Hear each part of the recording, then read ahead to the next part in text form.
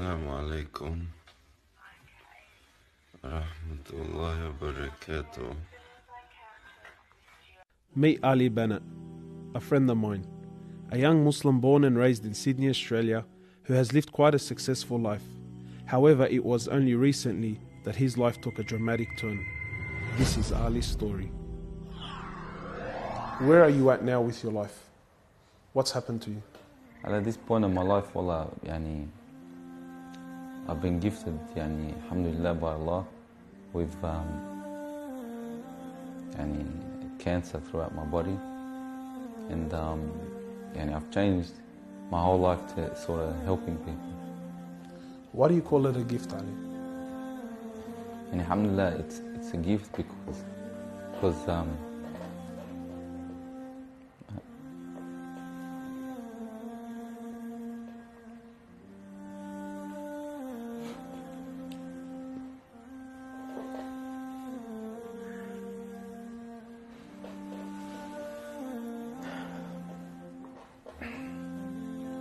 and it's a gift because Allah's given me a chance to change.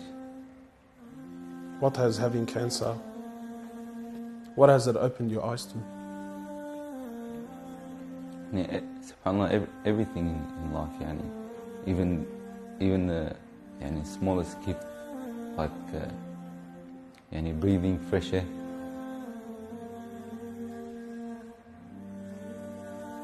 Do you feel like you used to take that for granted before?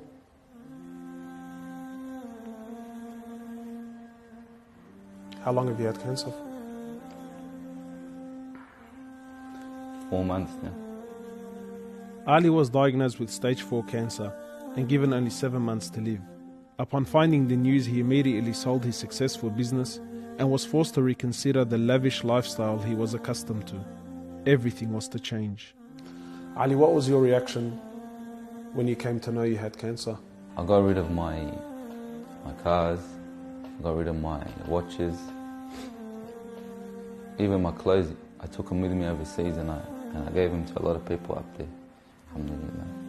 So I wanted to try to leave this world without anything. So you were on a mission to get rid of your dunya. It wasn't until Ali invited us into his room that we truly understood the luxurious lifestyle that he was living and the extent of the sacrifice that he was making. What's all this, Ali? Talk to me, explain this It's stuff. a bracelet, costs about 60,000. $60,000. Yeah. What do you have in these boxes, Ali? They're all my shoes, alhamdulillah. Louis Vuitton? All Louis Vuitton. How much is something like this worth, Ali? They're probably about 1,300, How much you pay for that, Ali? about 700 Pounds. for a pair of thongs, yeah. So what's happening with the sunglasses here, Ali? I just like collecting different sunglasses. Yeah. I've got rid of a lot of them. I gave them to a couple of brothers in Africa, alhamdulillah. So you're telling me there's a kid in Africa that's walking around with Louis Vuittons and Can I try one of these hats on? I've only mentioned them in my talks like 100 times. You can try the red one on. It's limited edition one. Barakallah. What do you reckon else? Sheikh Gucci. Ali's interest in the dunya has left him abruptly and no longer holds a place in his heart. So Ali, what do you feel now like when you look at this? And driving something like this doesn't really cross my mind anymore. It's not something I would want to do no more. After someone tells you, or you find out that you're sick, or you haven't got much time in this life, wallah, this is the last thing you would want to chase. And this is how we should be living our life every day. A car like this, people would love to be in it, people would love to own, people would love to drive it. Wallah, they're going for the wrong goals.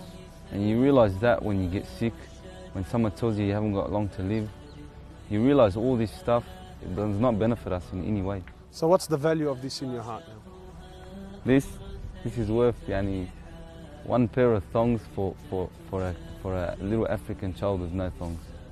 Wallahi, it's worth more than me to see him smile with a pair of thongs than own one of these. Wallah al-Azim. Ali has since dedicated the remainder of his life and wealth to helping those who are far less fortunate than him. After an emotional journey to Africa, Ali has established a charity titled Muslims Around the World Project. The organization wasted no time in the construction of a masjid and a school in Africa to serve as an ongoing charity for him when he finally has to depart this world. Well, it all started from when I went to the cemetery when a brother that has cancer passed away. And I was at the cemetery and I was just thinking to myself, after you go, there's nothing. There's no one there for you. No mother, no father, no brother, no sister, except for your deeds. And even your money is not going to be there for you. So the only thing that's going to be there for you is a sadaqah. And that's the only thing that's going to help you gradually through your time in the grave till you get to the ultimate destination. As the reality of death further sinks in, Ali spends most of his personal time in preparing himself for his final meeting with his Creator, Allah. The Prophet of Allah says, sallallahu alaihi wasallam, more or less, he says, he who loves to meet Allah, Allah loves to meet him. And he who hates to meet Allah, Allah hates to meet him. Are you loving to meet Allah? Because of this cancer, I've been advised by one of the brothers to take a special drug to help me with pain and stuff. And subhanAllah, it's very strong. I took a bit too much and I came into a whole different world within not knowing where I was, and it was very hard for me. And subhanAllah, I actually seen things I've never seen before.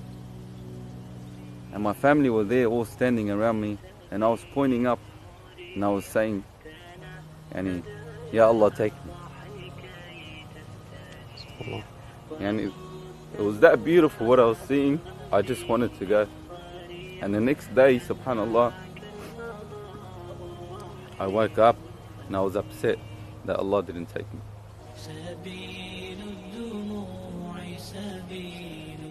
Well, I ask Allah subhanahu wa ta'ala to purify you and to give you shifa and to keep you around us for a long time. Allah, may Allah subhanahu wa ta'ala reward you.